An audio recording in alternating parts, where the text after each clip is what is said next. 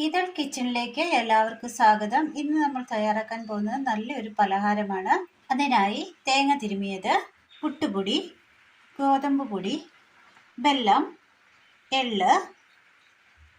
ഇനി ഇതെങ്ങനെ തയ്യാറാക്കാമെന്ന് കൂടി നോക്കാം. അടുപ്പത്തൊരു പാൻ വെച്ച് കൊടുത്ത് എള്ളിട്ട് കൊടുക്കാം.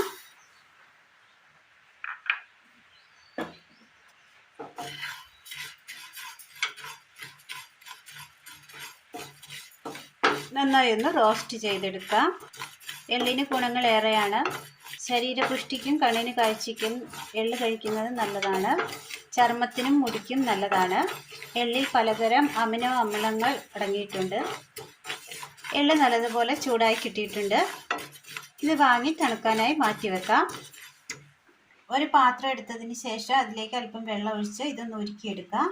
മിക്സിയുടെ ജാറിലേക്ക് എള്ളിട്ട് കൊടുക്കാം. അടിച്ചെടുക്കാം. മിക്സിയിൽ അടിച്ചെടുത്ത എള്ള് ഒരു പാത്രത്തിലേക്ക് മാറ്റാം. ഒരു ബൗളിലേക്ക് ഒരരിപ്പ വെച്ച് കൊടുത്ത് ഉരുക്കി കൊണ്ടുവന്ന വെള്ളം ഒഴിച്ചു കൊടുത്ത് അരിച്ചെടുക്കാം.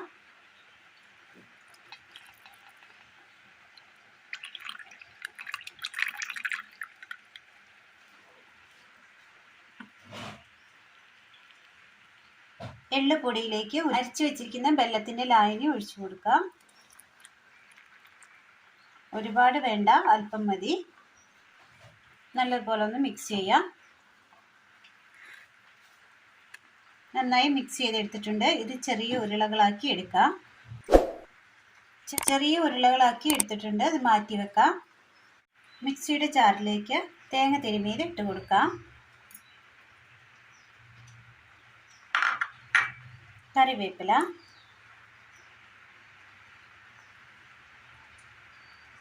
ഒന്ന് ചതച്ചെടുക്കാം. ഒരു ബൗൾ എടുത്തതിന് ശേഷം അതിലേക്ക് അരിപ്പൊടി, പുട്ടുപൊടിയാണ് നമ്മൾ എടുത്തിരിക്കുന്നത്, ഗോതമ്പ് പൊടി, ചതച്ചു കൊണ്ടുവന്ന തേങ്ങയും കറിവേപ്പിലയും, ഉപ്പ് ആവശ്യത്തിന്,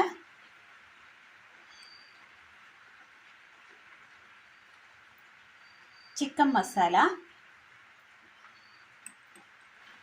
ജീരകം പൊടിച്ചത്, വറുത്ത് പൊടിച്ച ജീരകമാണ്, ചെറു ചൂടുവെള്ളം, മിക്സ് ചെയ്തെടുക്കാം. മാവ് അങ്ങനെ നല്ലതുപോലെ കുഴച്ചെടുത്തിട്ടുണ്ട്. ഇനി ഇത് ചെറിയ ഉരുളകളാക്കി എടുക്കാം.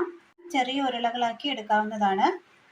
ഉരുട്ടി വെച്ചിരിക്കുന്ന ഉരുളകളിൽ ഒന്നെടുത്ത് ഇതുപോലെ നന്നായി നടു കുഴിച്ചെടുക്കാം. ശേഷം ഇതിന് നടുവിലായി നമ്മൾ ഉരുട്ടി വെച്ചിരിക്കുന്ന എള്ള് ബോൾ വെച്ച് കൊടുക്കാം.